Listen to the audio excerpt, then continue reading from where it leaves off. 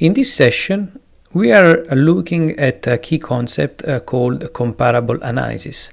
In a comparable analysis, we really want to understand the companies that make up the competitive landscape. We can do that because, for instance, we are performing an analysis as an analyst, as an investor, or also because as an entrepreneur, we may want to understand the business landscape and the kind of things that we want to test on our business.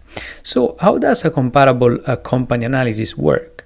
Really, there are two things that we want to take into account when performing that. On the one side, we want to look at the business profile of the target company. So we want to understand several pieces, several parts, how those are combined. So the sector, really the sort of products and services that the company is producing, the customers and end markets that the company is actually serving, the distribution channels and the geography. When we're able to answer those questions about the target company, that's when we create a sort of business profile that really helps us shape the sort of competitors that we have on this side. But it's not over the analysis, because on the other side, if we now do an overlapping based on the business profile, a second step is to actually look at the financial profile. So try to understand, based on the financial model of the company, who is going to be our competitor. And based on that, really, we can trace a bit of a sort of comparison based on a few key elements like the size, the profitability, the growth profile, the return on investment, and the credit profile of the company.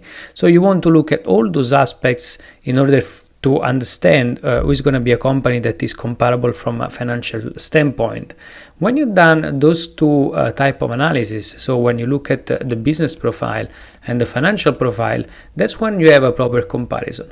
It's very important to highlight that in the current business landscape, where a lot of companies seem to operate in a very blurred markets, where the competition is not as easily defined as it used to be. One thing that you can do, and one shortcut that you can take to actually perform an analysis of this type, is to look at the customers and end markets and try to project them in the future, looking at the current trends that are developing. So you need to understand that occurs sometimes business trends develop linearly, some other times those are developed like in a non-linear way. So it's very hard to predict which trend is going to become an end market. But with this kind of overlapping, where you look primarily at the customers and the potential end markets in the future, not right now, but in the future. So who can be the customer from here to the next 5-10 years for this company and its competitors?